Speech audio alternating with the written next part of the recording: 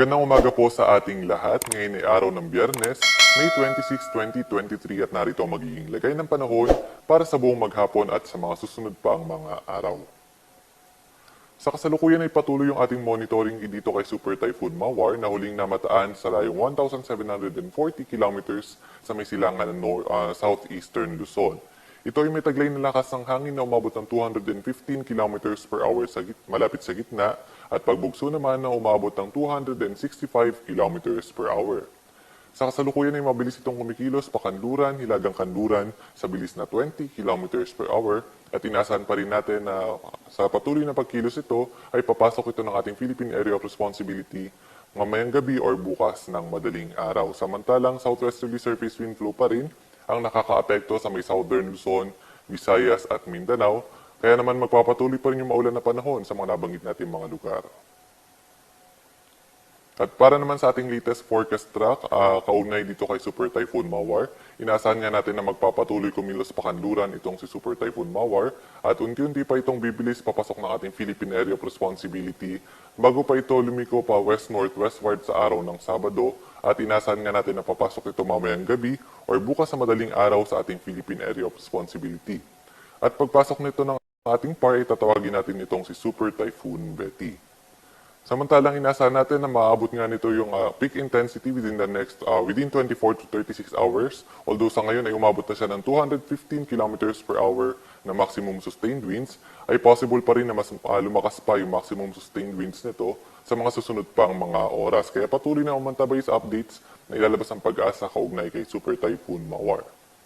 Samantalang sa ating forecast track, inaasahan nga natin na possible na magdalan itong si Super Typhoon Mawar or si Super Typhoon Betty pagpasok ng PAR ng mga malalakas na mga pag-ulan sa may northern Luzon area simula sa araw ng Linggo at possible din yung malalakas na hangin especially sa may extreme northern Luzon at gayon din sa may northern Luzon area. So may possibility po na magtaas tayo ng tropical cyclone wind signal sa mga susunod pang mga araw sa paglapit nitong si Super Typhoon Mawar or Super Typhoon Betty. At itong si Super Typhoon Mawar o Super Typhoon Betty ay maaaring mag-enhance ng southwest monsoon o yung hanging habagat na siya namang magpapaunlan sa kanlurang bahagi ng Central Luzon, Southern Luzon at sa may Visayas. And since ng mga nakaraang araw ay inuulan na nga yung ilang bahagi ng Southern Luzon, Visayas at Mindanao, ay magpapatuloy pa rin itong mga pag-ulan kaya pinag-iingat yung ating mga kababayan dyan sa banta ng mga pagbaha at pagguho ng lupa, especially sa mga pag-ulan na dadalhin nitong si Super Typhoon Betty or Super Typhoon Mawar. At para naman sa magiging lagay ng panahon ngayong araw dito sa Kalakhang, Luzon, inaasahan natin na dito sa may Kalakhang, Luzon ay magiging bagya maulap hanggang sa maulap lamang yung kalangitan at may mga tsansa ng mga pulupulong mga pag-ulan, especially sa tanghali hanggang sa gabi. Agwat ang temperatura sa may lawag nasa 26 to 34 degrees Celsius, sa may Tuguegarao 24 to 35, Baguio City nasa 18 to 25, Metro Manila 24 to 33, Tagaytay 22 to 31, Legazpi ay nasa 25 to 33, Puerto Princesa 24 to 32, at sa may Calayan Islands naman 25 to 32 degrees Celsius. At para naman sa kalagayan ng panahon dito sa Kalakhang, Visayas at Mindanao, inaasahan natin na sa buong maghapon ay dito sa may Visayas ay magiging bagya maulap hanggang sa maulap lamang ang kalangitan, although yung mga pag-ulan ay magsisimula mamayang tanghali hanggang mamayang gabi. At dito naman sa may bahagi ng Mindanao, especially sa may Zamboanga Peninsula, Northern Mindanao, Soxargen at sa may BARMM, ay inaasahan natin na magiging maulan yung buong maghapon dahil yan sa southwesterly surface wind flow.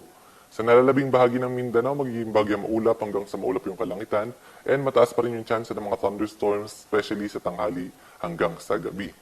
Agwat ng temperatura sa may Iloilo ay nasa 25 to 32 degrees Celsius, sa may Metro Cebu 26 to 32, Tacloban 25 to 33, Cagayan de Oro 24 to 31, Metro Davao 25 to 33 at sa may Zamboanga City ay nasa 24 to 32 degrees Celsius.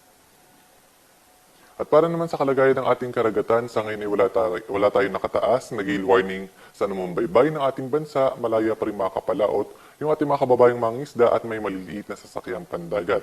Banayad hanggang sa katamtaman ng mga pag-alon lamang ang mararanasan sa buong maghapon.